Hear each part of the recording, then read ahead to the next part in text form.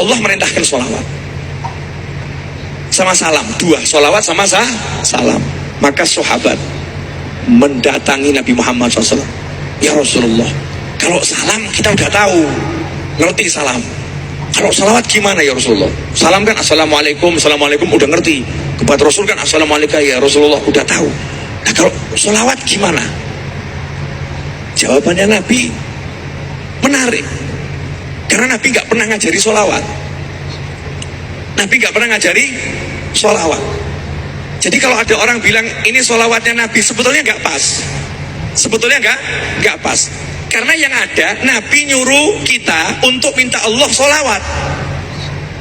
Minta Allah sholawat. Qulu, ucapkan. Allahumma, ya Allah, sholli. Tolong engkau sholawat sama Nabi. Ya Allah, tolong engkau sholawat sama Nabi. Berarti Nabi bersolawat atau Nabi ngajari kita nyuruh Allah sholawat? Nabi ngajari kita nyuruh Allah sholawat. Pertanyaannya, yang nyuruh sholawat siapa? Allah. Yang disuruh siapa? Yang beriman. Betul? Kita disuruh. Lah kita disuruh, kenapa kita kok nyuruh Allah? Yang beriman, sholawat sama Nabi loh ya. Saya udah sholawat sama Nabi dan terus sholawat sama Nabi. Malaikat saya sholawat sama Nabi. Kamu sholawat sama Nabi. Ya Allah, tolong kamu yang sholawat aja ya Allah. Ya Allah, tolong kamu yang sholawat ya Allah. Ya Allah, tolong kamu yang sholawat. Lah kapan kamu sholawatnya? Yang ada tuh kita cuma minta Allahumma sholli, Allahumma sholli. Ya Allah, tolong kamu sholawat sama Nabi. Ya Allah, tolong kamu sholawat sama Nabi. Kita nggak pernah bisa bersolawat kepada Nabi Muhammad SAW seperti yang dimau Allah. Makanya Rasul kembalikan, kalian minta saja Allah yang sholawat, biar Allah yang sholawat. Karena itu ulama mengatakan tidak ada sholawat yang ditolak. Bagaimana bisa ditolak? Yang sholawat Allah, masa Allah menolak Allah? Paham gak? Gak paham gak apa-apa. Belum waktunya paham sekarang. Makanya salawat itu amalan yang tidak tertolak. Karena al-amil wallah, yang beramal adalah Allah subhanahu wa ta'ala. Kita cuman mengajukan proposal minta tolong. Ya Allah, tolong kamu sholawat. Allah jawab, saya sholawat terus. Innallaha wa malaikatahu yusholluna ala nabi. Aku sholawat terus. Ya Allah, tolong kamu sholawat.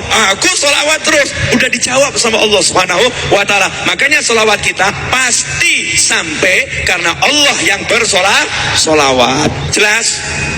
Nah kalau solawat itu solawat kita ternyata Allah yang bersolawat, ada ndak pahalanya? Ngukurnya ada ndak? Makanya untuk pahala solawat itu ya pendapat yang paling muktamad, hadis yang paling sahih. Untuk solawat pahalanya Allah yang ngatur. Siapa solawat kepadamu 1 kali, aku solawat kepadanya 10 kali. Aku bersolawat kepadanya 10 kali. Nah siapa yang bisa membalas Allah? Nggak ada. Yang bisa hanya Allah sendiri. Dan Allah nggak balas dengan surga, enggak. Yang diutamakan sama Allah, aku solawat sama dia. Artinya lebih dari jannah, lebih dari surga. Allahumma sholli wa sallim alaihi. Garis bawahnya terakhir di sini. Berarti ketika kita solawat, kita disolawati Allah. Betul? Nah kalau Allah yang nyolawati, Allah katanya ngasih berkah, ngasih rahmat, ngasih ampunan. Betul? Tapi berkah ampunan ini enggak kita minta. Bukan kita minta berkah, kita minta ampunan, enggak. Tapi Allah yang langsung ngasih. Kamu sholawat sama nabiku, aku kasih. Jadi kita enggak minta berkah, enggak minta apa-apa. Kita minta Allah bersolawat, Allah ngasih kita berkah, ampunan, ngasih rahmat. Betul?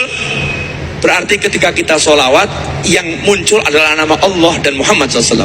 Allahumma salli ala sayyidina Muhammad. Allah Muhammad, Allah Muhammad, Allah Muhammad, Allah Muhammad. Betul? Allah Muhammad, Allah Muhammad. Nanti yang muncul kan seperti itu. Allahumma salli, Allahumma salli, Allahumma salli, Allah Muhammad, Allah Muhammad, Allah Muhammad, Allah Muhammad. Jadi yang muncul cuma Allah dan Muhammad sallallahu alaihi wasallam. Maka orang yang lidahnya ini digunakan untuk menyebut Allah Muhammad, Allah Muhammad, Allah Muhammad, yang keluar seperti itu, disitulah nur Nabi Muhammad SAW akan masuk ke dalam dirinya. Dan begitu nur itu masuk dalam dirinya, ya sudah, yang jauh jadi dekat, yang menghalangi tidak akan tersingkirkan, tapi tidak akan jadi penghalang. Keren.